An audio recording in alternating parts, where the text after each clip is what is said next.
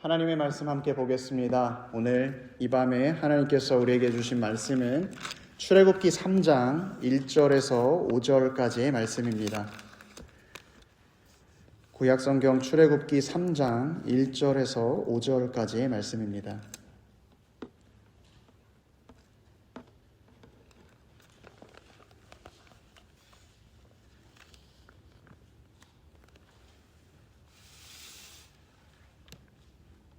제가 가지고 있는 구약성경 83쪽에 나와 있습니다. 우리 다 찾으신 줄 알고 하나님의 말씀 한 목소리로 봉독토록 합니다.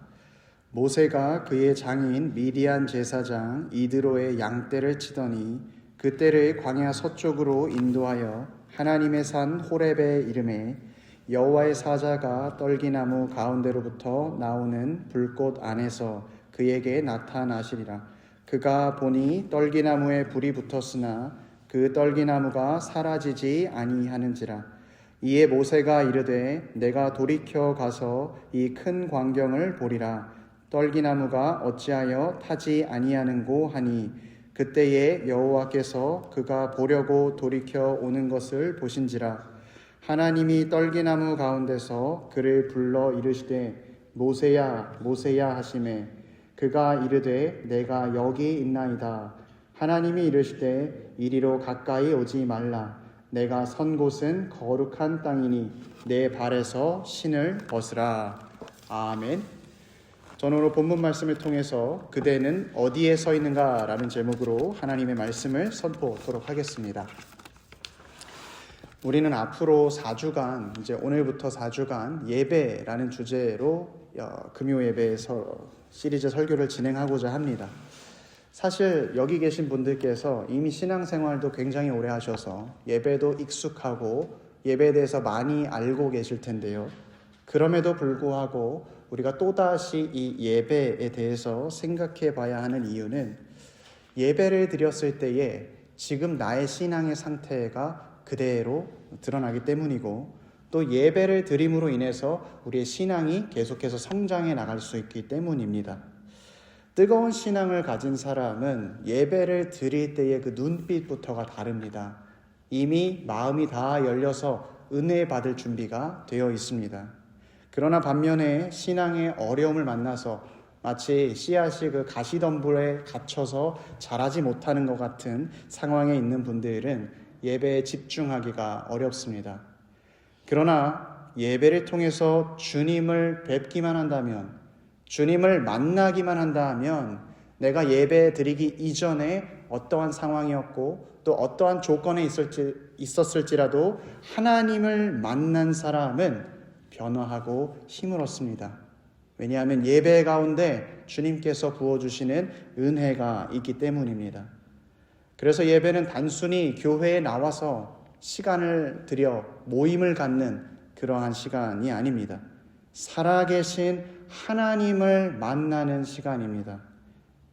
예배는 지쳐있는 사람이 다시 일어설 수 있는 힘을 얻는 것이고 좌절해서 소망을 잃어버린 사람이 다시 한번 그 소망을 회복하는 시간이며 아버지 하나님께 은혜받아 오늘을 살아갈 힘을 공급받는 시간입니다. 그래서 우리는 앞으로 4주간 그 은혜를 다시 한번 기억하고자 합니다. 저는 특별히 시간이 될 때마다 주일학교 학생들에게 이렇게 가르칩니다. 예배를 잘 드리는 사람이 성공한 인생을 산다. 이것은 단순히 영적인 성공만을 이야기하는 것이 아닙니다. 그리고 잘 알지도 못하면서 어떻게 함부로 단언하느냐라고 묻는 분들에게도 분명하게 대답해 드릴 수 있습니다. 예배를 드릴 때에 예배를 잘 드린 사람이 그 인생 전체를 성공하며 그 인생 가운데 축복을 받으며 살아갑니다. 왜냐하면 하나님을 아는 사람은 하나님께서 주시는 은혜와 능력과 힘으로 이 땅을 살아가기 때문입니다. 즐거울 때나 슬플 때나 상황에 조건에 상관없이 항상 기쁠 수 있는 것이고 부족할 때나 풍족할 때나 그 상황과 조건에 상관없이 항상 만족하며 살아가기 때문입니다. 그래서 바울 사도도 말씀하셨습니다. 나는 비천에 처할 줄도 알고 풍부에 처할 줄도 알아. 모든 일, 곧 배부름과 배고픔과 풍부와 궁핍에도 처할 줄 아는 일체의 비결을 배워노라. 내게 능력 주시는 자 안에서 내가 모든 것을 할 수 있느니라. 이것은 다른 사람이 누리지 못하고 가지지 못하는 그리스도인만이 가지는 지혜요, 그리스도인만이 가지는 축복입니다. 그래서 우리가 자녀가 있으신 분들은 자녀에게 물려주어야 할 유산이 바로 이것이며, 또 내가 오늘 은혜가 필요하다면 그 은혜로 나아갈 수 있는 좋은 통로와 수단입니다. 그렇다면 우리가 예배 가운데 어떻게 은혜를 경험할 수 있겠습니까? 우리가 어떻게 예배를 드려야 하겠습니까? 오늘 본문의 말씀은 예배가 무엇인지, 그리고 그 가운데 임하는 은혜가 어떠한 것인지를 우리에게 잘 보여주고 있습니다. 아마도 오늘 본문의 사건이 굉장히 유명한 이야기라서 다들 잘 알고 계실 것이라 생각합니다. 모세가 광야에서 양을 치다가 하나님의 산 호렙에 이르렀을 때 굉장히 놀라운 광경을 목격하게 됩니다. 떨기나무가 불이 붙어서 불타고 있는데 사라지지 않는 것이었습니다. 모세는 그 광경에 자기도 모르게 이끌려서 그 떨기나무를 보러 가까이 나가갔습니다. 그때 하나님께서는 모세야, 모세야, 모세의 이름을 부르시고 말씀하시면서 내 발에서 신을 벗으라 라고 명령하셨습니다. 하나님께 드리는 예배는 하나님의 부르심에 따라 앞으로 나왔을 때 나의 신발을 벗는 것에서부터 시작이 됩니다. 여기서 신발을 벗었다는 것에는 여러 가지 의미가 있습니다. 그동안 바깥을 돌아다니면서 신발이 더러워졌기 때문에 깨끗한 곳에서는 그 더러운 신발을 벗어야 한다는 의미가 있을 수도 있고, 또 우리가 어른들 앞에서는 모자를 벗듯이 하나님 앞에서 어떤 예의를 차리는 것일 수도 있습니다. 그러나 여기에 덧붙여서 성경적인 배경을 살펴볼 때에 신발을 벗는다는 것에는 다른 의미도 있습니다. 먼저 첫 번째로 신발을 벗는다는 것은 내가 종이 되겠다라는 의미를 가지고 있습니다. 누가복음 15장에 보게 되면 탕자가 아버지의 집으로 돌아왔을 때 아버지는 그에게 제일 먼저 신발을 신겨 주었습니다. 그것은 단순히 그 아들이 돌아오는 동안에 발이 아팠을까 봐 신발을 신겨준 것이 아니라 너는 여전히 나의 아들이다, 종이 아니다 라는 뜻을 가지고 있었습니다. 둘째 아들이 재산을 다 탕진하고 이제 더 이상 먹을 것이 없어서 내가 종으로라도 살아가야겠다라고 결심했을 때 그는 자기의 신발을 벗어버렸습니다. 살기 위해서 종이 되기로 선택하면서 자기의 자유도 포기해버린 것입니다. 그래서 모세가 하나님 앞에서 신발을 벗었다라는 것은 내가 가지고 있는 스스로의 자유와 또 내가 가고 싶은 대로 가고 내가 하고 싶은 대로 하는 그 주도권을 내려놓는다는 것과 같은 의미입니다. 모세는 하나님 앞에 나오기 위해서 하나님, 당신이 불러주신 자리에서 내가 아버지 하나님께 순종하길 원합니다. 내가 주님께서 불러주신 자리에서 내 뜻대로 살지 않기를 원합니다 라고 결단하고 나아간 것입니다. 나의 주도권을 하나님께 맡겨드리는 것, 바로 이 결단에서 예배가 시작되는 것입니다. 또한 신발에 관한 또 다른 의미는 룻기에서도 등장합니다. 룻기 4장을 보게 되면 보아스가 기업을 물을 자에게 묻습니다. 룻과 함께 그 룻이 가지고 있는 기업을 내가 물으겠느냐, 또한 룻을 내 아내로 맞이할 의향이 있느냐. 그때 그 기업 물을 자는 자신은 룻을 아내로 맞을 수 없다고 하면서 자기 신발을 벗어서 보아스에게 건네줍니다. 이것은 내가 기업을 물을 수 있는 권리를 포기하고 그에게 그 권리를 양도한다는 뜻이었습니다. 하나님 앞에서 신발을 벗는다는 것도 이와 같은 의미를 갖고 있습니다. 내가 가지고 있는 권리들, 내가 생각하는 계획과 나의 뜻과 심지어 나의 자존심까지도 하나님 앞에 드리면서 하나님, 당신께서 나의 주님이십니다 라고 고백하는 것입니다. 우리가 하나님께 드려야 할 예배에는 내가 나의 주도권을 포기하고 주님께 맡겨드림과 동시에 정말로 주님께 모든 것을 맡기겠다는 결단과 고백이 들어있는 것입니다. 그렇다면 오늘 본문에서 모세가 정말로 실제적으로 벗어야 했던 신발은 무엇이었을까요? 모세는 하나님 앞에서 무엇을 버리고 또 무엇을 맡기게 되었을까요? 모세의 전 인생을 살펴보게 되면 그의 인생을 120년으로 이야기를 합니다. 공교롭게도 그 120년의 세월이 40년 단위로 이렇게 3등분 되는 것을 보게 됩니다.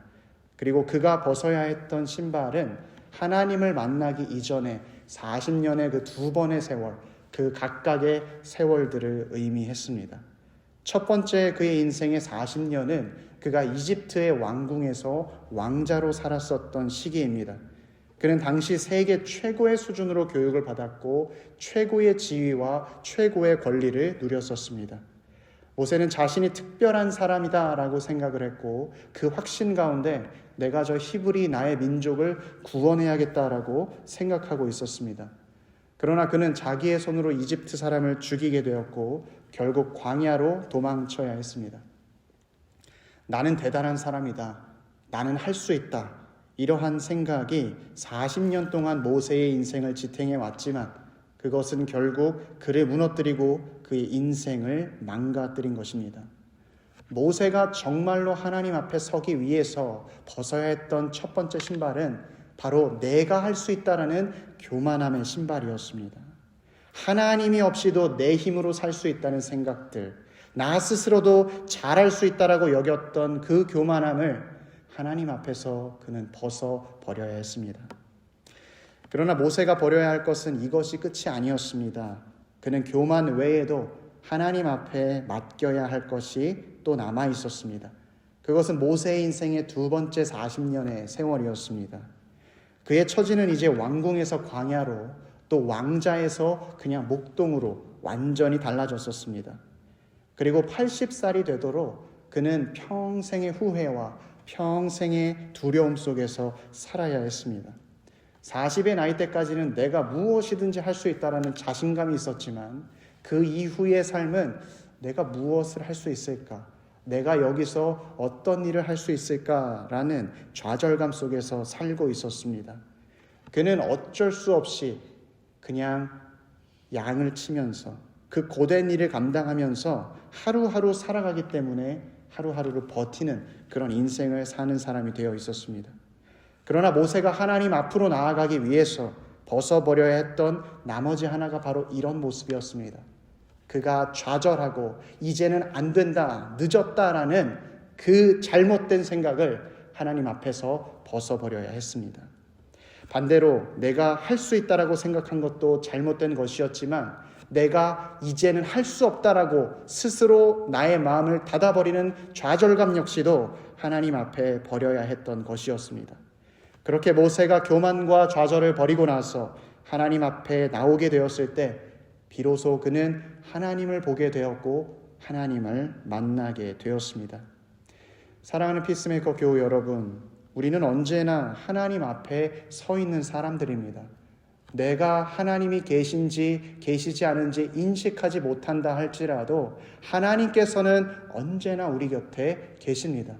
그러나 우리가 그 하나님을 인식하지 못하고 하나님 앞에 그 음성을 듣지 못한다면 우리는 내가 가지고 있는 하나님과 나 사이를 막고 있는 그 신발을 벗어버려야 합니다.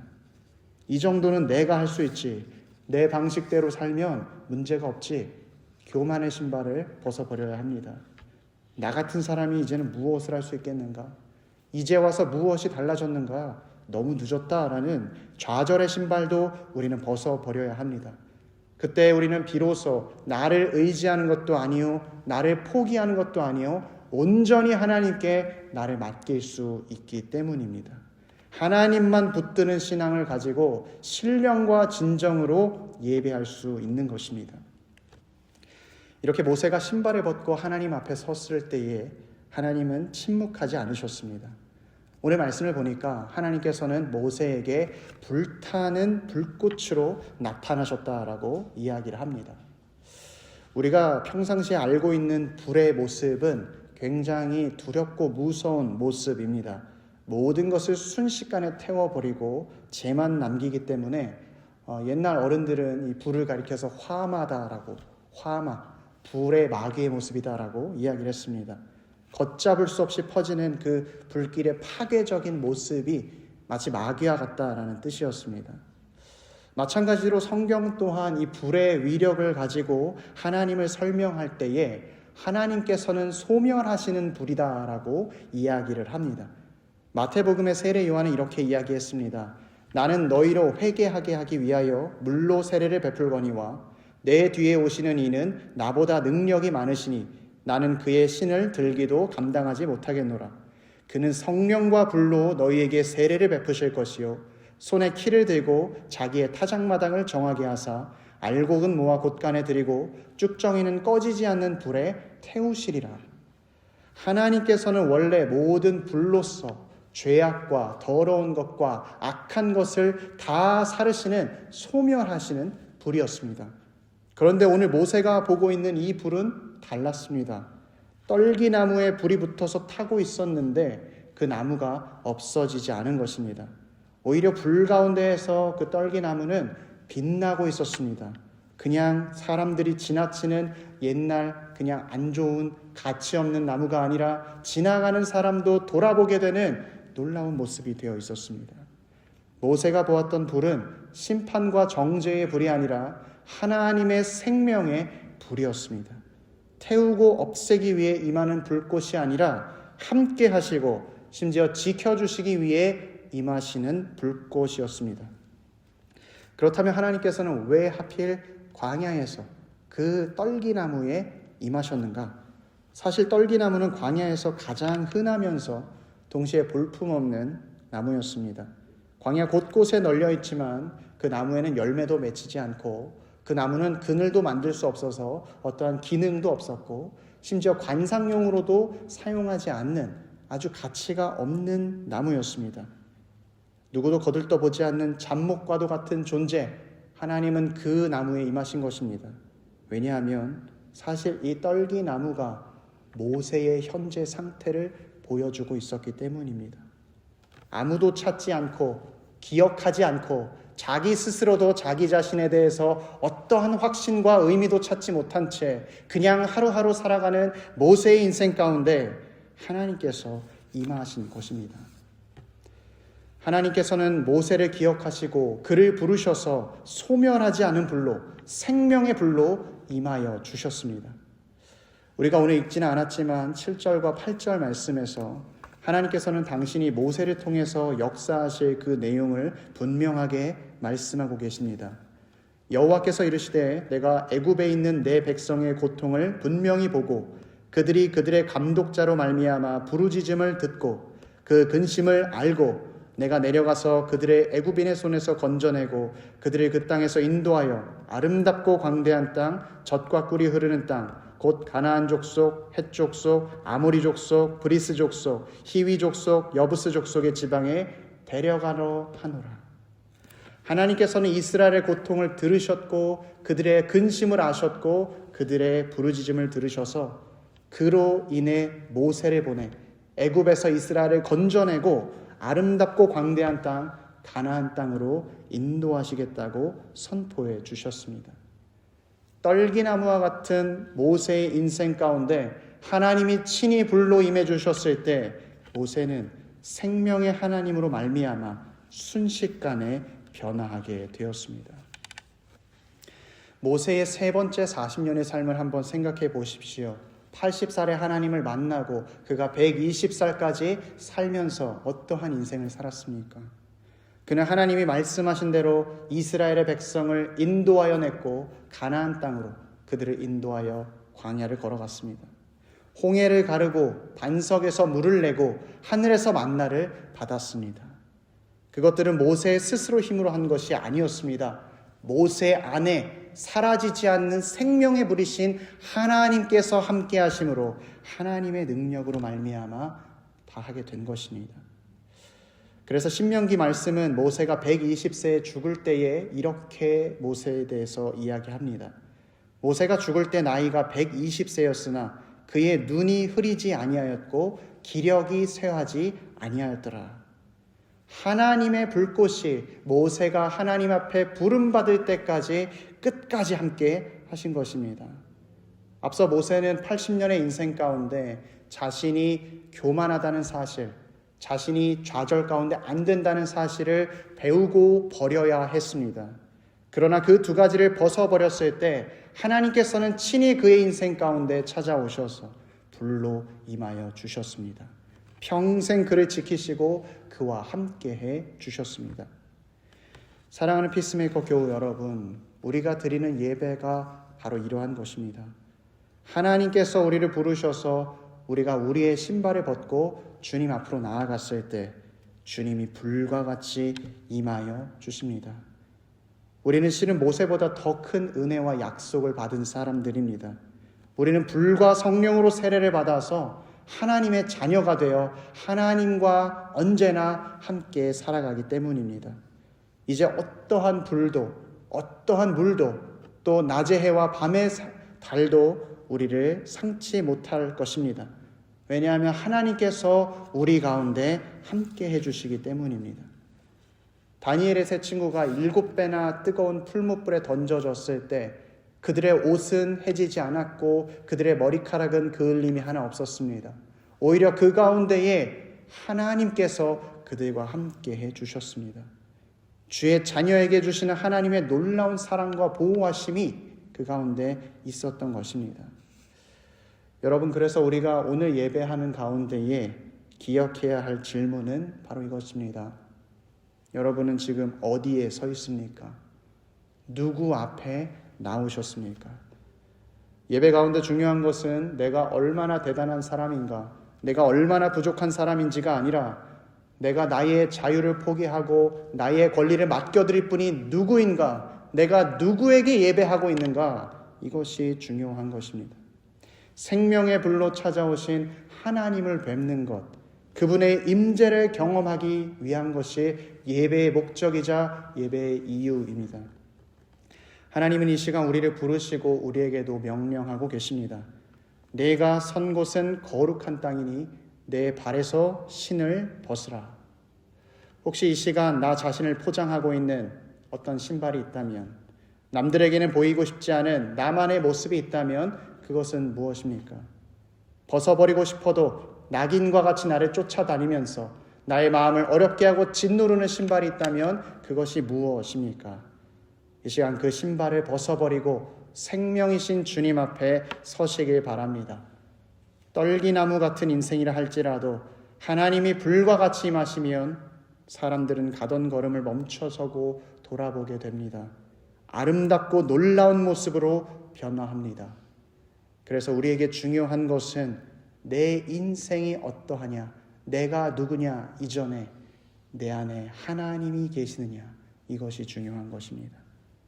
그리고 예배는 그 임재를 체험하고 경험하는 시간입니다. 모세가 호렙산에서 주님을 만나고 그 이후에 평생 주님과 동행하며 살았던 것처럼 오늘 이 시간 이 예배가 우리의 호렙산의 예배가 되기를 축복합니다. 주님 앞에 모든 것을 내어드리고 내 마음 가운데 주님을 모셔서 하나님의 불꽃 같은 인생 살아가는 우리 모두가 되길 주의 이름으로 축원합니다.